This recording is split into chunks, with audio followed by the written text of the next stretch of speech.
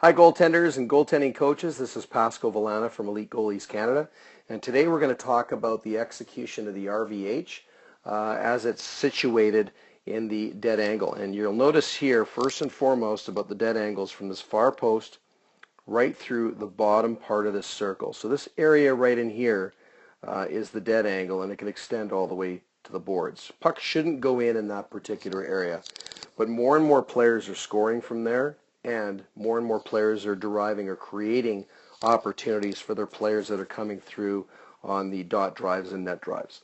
So in this particular situation, there's a bunch of ways to play the RVH. There's the skate on post, there's the toe box on post, there's the pad in post, and there's a multitude of different ways to integrate yourself into the post to do proper seals on the post as well as the ice. We can talk about a few of those different things today. First of all, this video is not mine. Eric Comrie, who's the goaltender for the Jets, is not my client, but I thought this video was really good because it has some really good things, and then it has some things that really explain the reasons why so many National Hockey League goaltenders are still in that discovery phase of the RVH and having challenges in defending the net.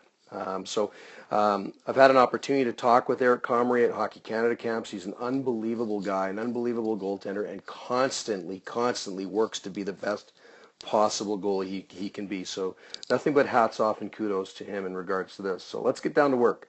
First and foremost, we're going to get into and watch him get into the RVH, go through a couple of different defense modes and then attack the top of the circle, or top of the crease, my apologies. So we get back here again, we'll watch him one more time. He's looking away, looking into the post, makes his couple of saves, and then attacks out. Okay, and you can see two very distinct ways that he's managing this particular one.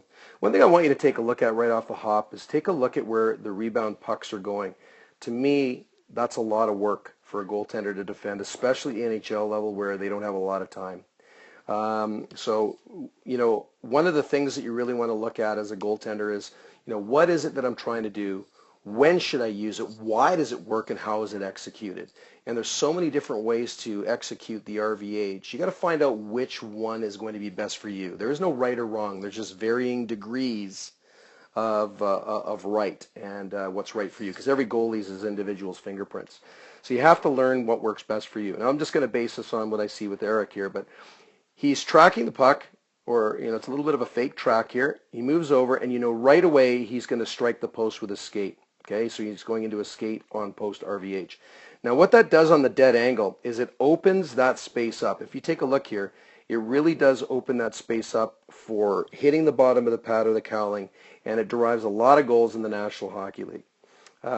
He does seem to bring his stick over here, which is one way to play it. And the one reason why I like that stick over there is, well, there's two reasons. Number one, it's away from the pad a little bit, so if it does get shot, it'll pop down behind the stick, and the stick can pull that puck back in. The other thing is that he's creating a little bit more squareness here, so he's going to have any of these high shots, he's able to squeeze his blocker side in and kind of corral that puck, let it drop in between the pads if he wants to, and he's got that covered.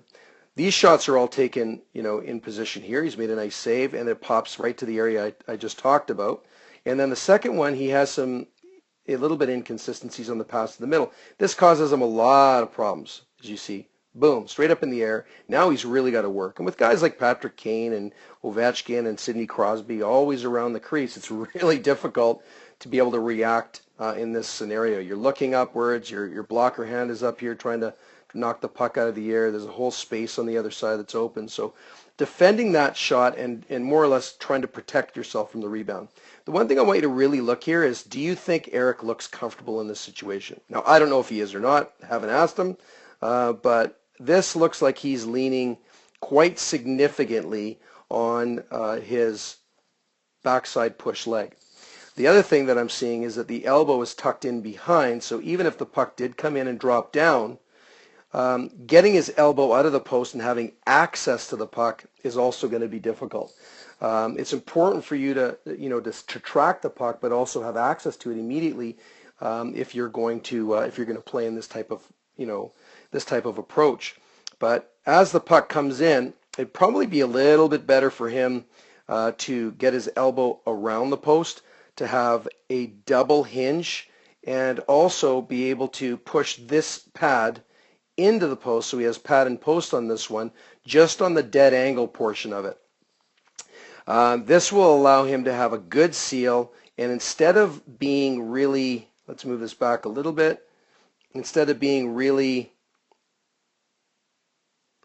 bent and leaned over like this, you can see he's in that position right there, to be a little bit more upright, and then he has the ability to let that tree fall, if you will. Let that head momentum take you forward and then push you at the top of the crease in good position, which he's actually very, very good at. You can see how he does this and leans, and he begins to come across, but he has to do a little bit more of a push here, even though this is more of a rudder foot. The momentum is really coming from a lot of the upper body. You can see him leading with his blocker.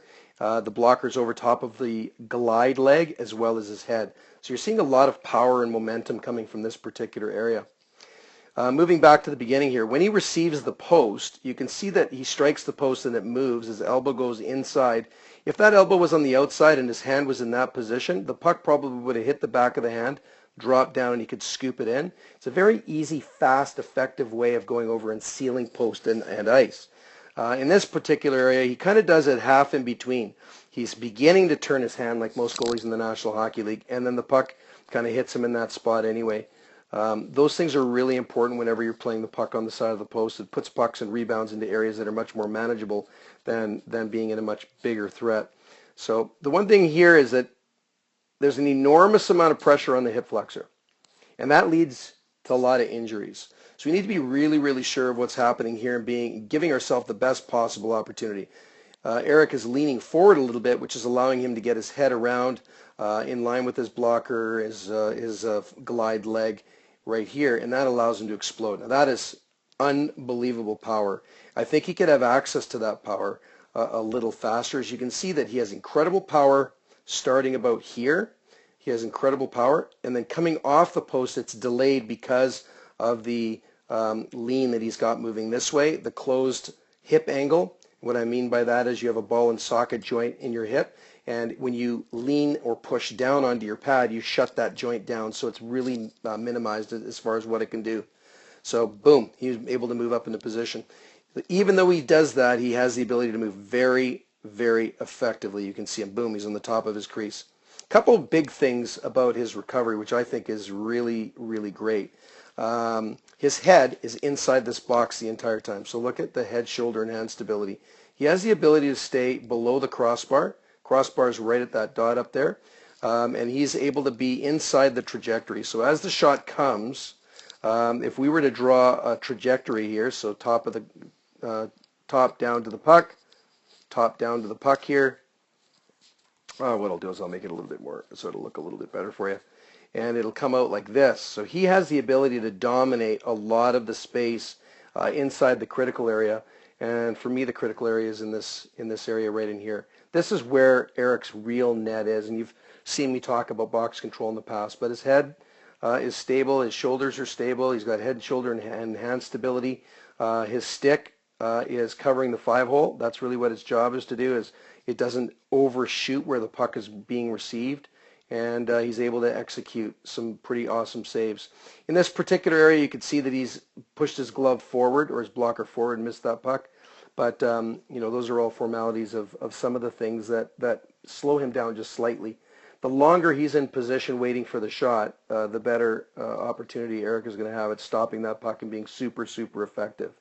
So again, RVH, getting into it, choosing the right RVH for you that's going to allow you to seal that net and not leave some unnecessary holes that could create a lot of goals for you. Off the cowling, just above the pad, into the chest and through the arm, or up in this area over here. This is such a bad angle shot that we should be able to manage those quite well without pivoting out and away from the post to be able to manage it. Having your hand on the outside, which doesn't limit it, as you can see here, it's very limited.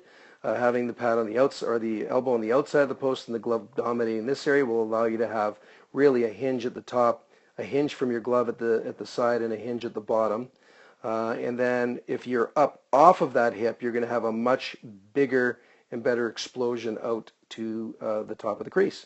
But overall, an excellent video. I want to thank whoever put that video out there. And it's the benefit of all. Once again, no knocks against Eric Comrie. He is an absolute consummate pro. He's well coached, and he's discovering everything as time goes on. Take care. Talk to you soon. If you have any questions, Pasco Valana at EliteGoalies.com.